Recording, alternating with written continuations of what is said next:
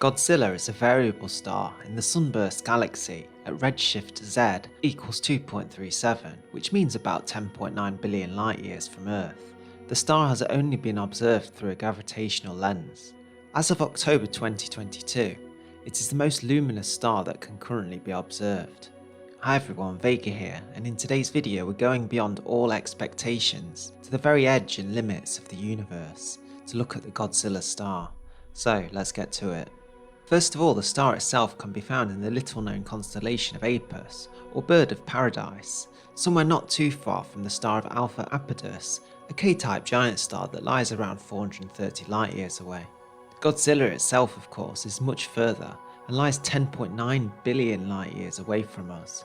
For comparison, and so we can get a feel for the actual size and potential power of this star, we see in this table on the left the currently most massive star known, the star of Bat 9998 that's found in the Tarantula Nebula in the Large Magellanic Cloud. Bat, of course, is a beast of a star at an estimated 226 solar masses. It's thought to have a luminosity of around 5 million suns. In the centre here, we see the current most voluminous star known, the star of WOHG 64. It's actually the largest known star with a well-defined radius. A massive red hypergiant, much like VY Canis Majoris, UI Scuti. WOH has a radius calculated to be around 1,540 times that of the Sun, and a luminosity around 282,000 times the solar luminosity. Now on the right we see the Godzilla star. Godzilla's radius is unknown, but its estimates range between as small as 430 solar radii, stretching out to a possible 2,365. For reference, 2,365 solar radii, if the star were at the centre of our solar system, it would reach beyond the orbit of Saturn and become the most voluminous star in the entire universe so far known. So it's a giant, but that's not all. Godzilla's luminosity is estimated to be between 134 and 255 million suns. Yes, you did hear that correctly. It's believed that the star is undergoing an episode of temporarily increased luminosity that's lasted for at least 7 years, and combined with an estimated magnification of at least a factor of 2,000, this suggests that Godzilla could be close to the end of its life. That said, however, some spectral features in the star resemble those of other variable stars in the Milky Way galaxy, such as the famous Eta Carinae event, and don't forget to check out that video if you've not already seen it. The great eruption of Eta Carinae in the 19th century meant that particular star was likely among the brightest in the universe at the time, with about 50 million solar luminosities. So it seems likely that Godzilla could be going through an episode of a similar nature. Of course, it's worth pointing out that I'm talking in the present tense regarding Godzilla, but given that the light we're seeing is about 10.9 billion light years away, it means these events actually happened a long time ago. What's actually happened that's made it possible to see this star is the extreme magnification, partially due to nearby substructure, possibly a dwarf galaxy, recently detected in new James Webb Space Telescope images that created a gravitational lens. In this image we see the Godzilla star as the bright spot at the very centre, at the left edge of the arc and immediately above the orange foreground star. As yet, very little more is known about the star, so it's quite difficult for us to go into greater details, as they're just not known, and frankly it really is just a coincidence and quirk that we're actually able to see the star at all.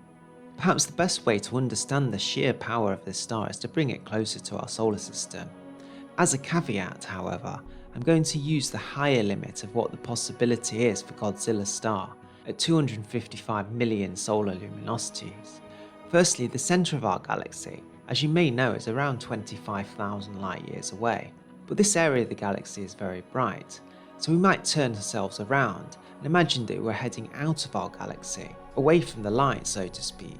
If the Godzilla star were in this vicinity, some 25,000 light years away from us, on the highway out of the Milky Way, the star would immediately become the brightest star in our night sky.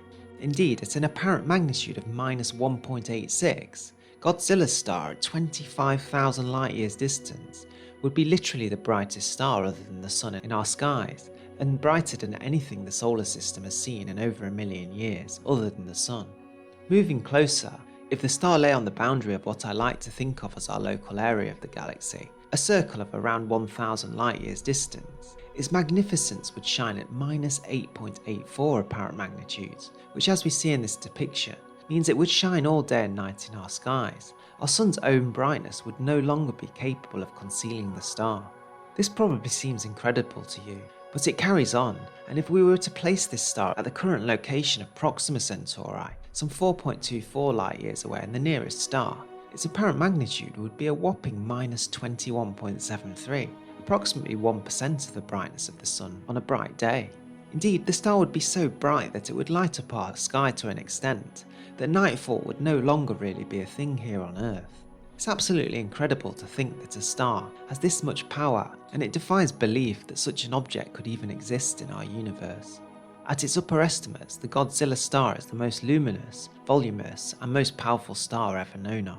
Photographed by a gravitational lens, the star lies 10.9 billion light years away, and at the time of the light arriving on Earth, in a similar but even more immense event to the star of Eta Carinae, Godzilla's star was possibly undergoing a celestial event that's made it temporarily one of the brightest things in the universe.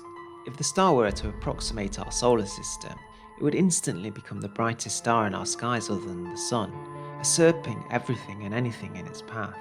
It's difficult to even conceptualize such a gigantic star, and indeed the word itself, gigantic, probably doesn't even do this Godzilla star justice.